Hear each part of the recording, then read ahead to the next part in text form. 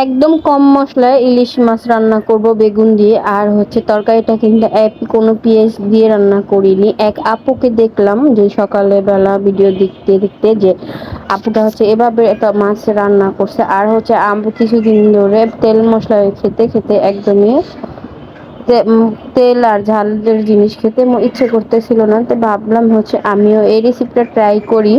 তো এখানে হচ্ছে আমি ইলিশ মাছ ভেজে নিয়েছি, সেম টু সেম আপুটা যেভাবে করছে ওইভাবে ইলিশ মাছগুলো ভেজে নিয়ে তারপর উঠিয়ে রেখে এখন হচ্ছে আলু আর বেগুনগুলো কেটে রেখেছিলাম, ওইগুলো দিয়ে দিব।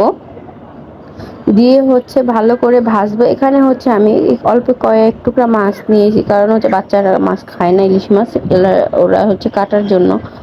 তো এখানে আমি হচ্ছে দিয়ে দিলাম একটু কালো জিরা, তারপরে দিয়ে কালো জিরাটা একটু গ্রান আসা শুরু হলে দিয়ে দিব হচ্ছে বেগুনগুলো আর লম্বা লম্বা করে কেটে রাখা বেগুন। এই আপুর রেসিপিটা হচ্ছে অনেক অনেক অনেক মজা হয়েছে রান্না করার পরে। তো একদমই কোনো মশলা নয়, কোনো পেঁয়াজ নয়। আর ইলিশ মাছটা হচ্ছে যত কম মশলা দিয়ে রান্না করা যায় ততই আমার কাছে ভালো লাগে।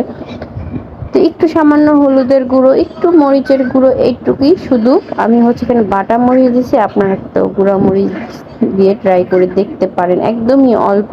কারণ হচ্ছে এখানে আমি হচ্ছে অনেকগুলো কাঁচা মরিচ দিব এর জন্য।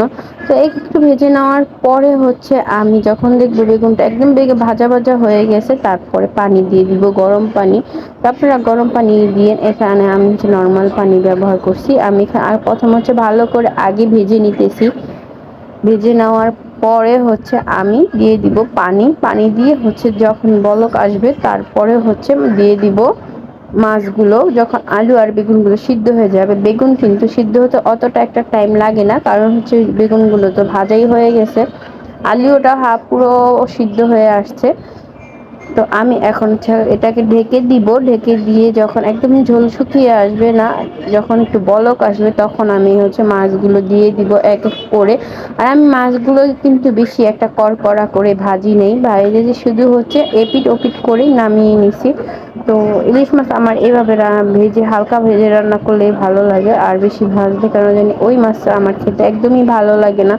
তো আমি একটু ধনিয়া পাতা দিয়ে দিলাম। তো অনেকে বলবে ইলিশ মাছ ধনিয়া পাতা কে দেয়, আমি সামনে পেয়েছি দিয়ে দিছি, কারণ আজকে না দিলে পচে যেত। তো যাই হোক, আমি এখানে হচ্ছে একটু গুঁতা দিয়ে আলু আর হচ্ছে বেগুন ভেঙে ভেঙে দিলাম, যারা ঝোলটা একটু ঘন হয়, কারণ এখানে তো কোনো পেঁয়াজ দেওয়া হয়নি।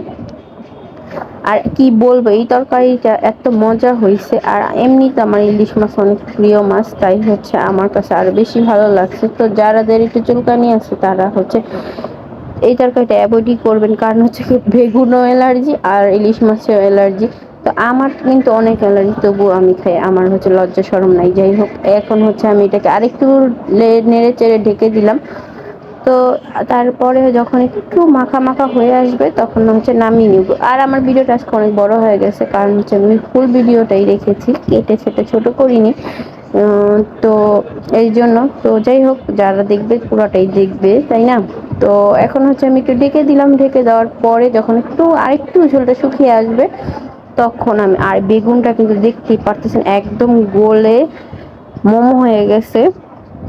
আর আলুগুলো কিন্তু লম্বা করে কেটে দিলে বেশ সুন্দর লাগে দেখতে। ওর বাবা হচ্ছে ভাত খেয়ে একটু কাজে যাবে, তার জন্য ওর বাবার ওকে ভাত দিয়ে নিতেছি তাড়াহুড়া করেই। এই তো ওর বাবার জন্য নিয়ে নিলাম। আর অনেকে বলবে এই তরকারি কি কালার,